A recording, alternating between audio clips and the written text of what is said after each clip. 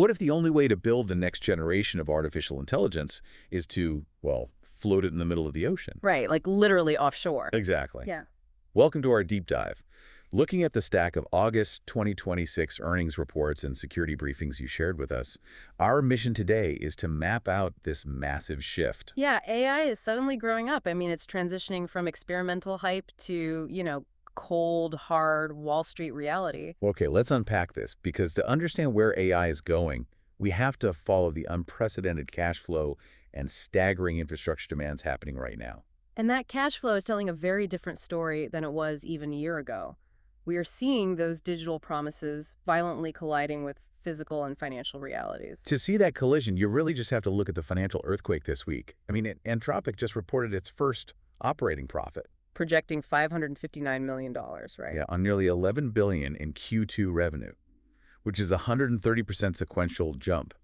And meanwhile, OpenAI is preparing an imminent S1 filing. Which, for anyone who hasn't been through an IPO, is that massive stack of financial disclosures required by the SEC to actually go public. It really feels like this tech gold rush is finally being forced to open a formalized, regulated bank.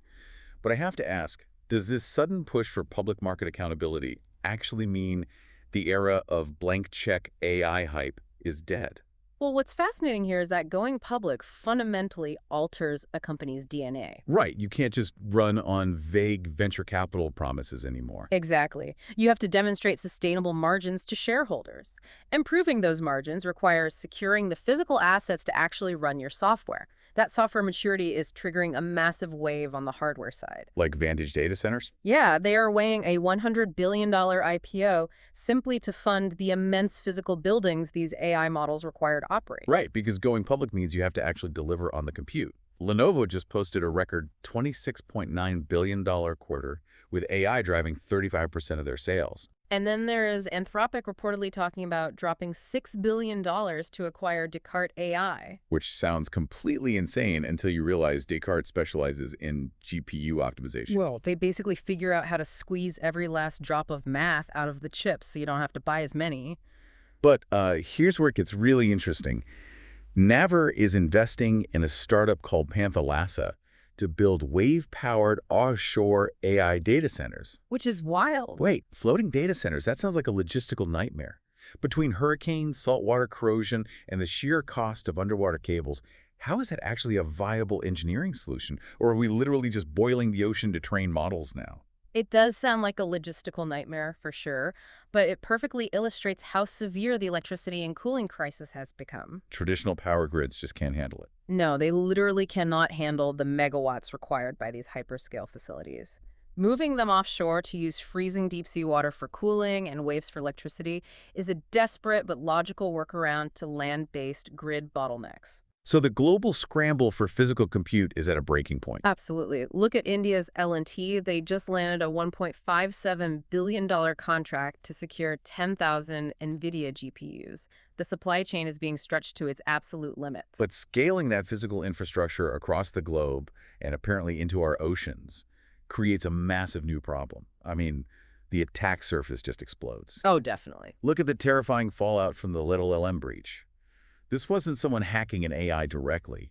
It was a supply chain attack. Right. Hackers slipped into the underlying routing tools developers use to connect their data. Effectively poisoning the well. In a mere 40-minute window, they compromised 2,488 enterprises at once, including AWS and Samsung. Wow. Yeah, they leaked 153 gigabytes of credentials. And at the exact same time, the FTC is now holding companies strictly liable for false AI accuracy claims. Now the pressure is on. Yeah, and Dimas Hassabis from DeepMind is pitching an IAEA-style independent nuclear oversight body for AI. So what does this all mean? Can an international oversight body actually work when these rival labs are fiercely fighting for trillion-dollar valuations? That is the core tension.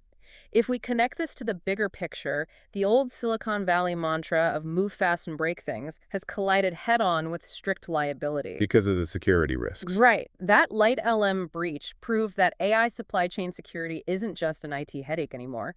Hackers can use one compromised tool to access thousands of corporate networks, making it a board-level risk. And with the FTC demanding strict compliance, developers can no longer hide behind AI hallucinations as an excuse. You are legally on the hook if your AI lies. Exactly. Hassabis comparing it to the IAEA, the agency that monitors nuclear facilities, well, it shows that the stakes are now viewed as globally existential, financially and from a security standpoint. Which means for you listening, whether you are an investor, a developer pitching a new tool, or an everyday user, the Wild West era of AI is definitively closing. The new gatekeepers aren't just clever algorithms anymore. They are massive power grids, enterprise security protocols, and federal regulators. The blueprint phase is over. The concrete is poured. It really is. But it leaves us with one incredibly wild thought to chew on.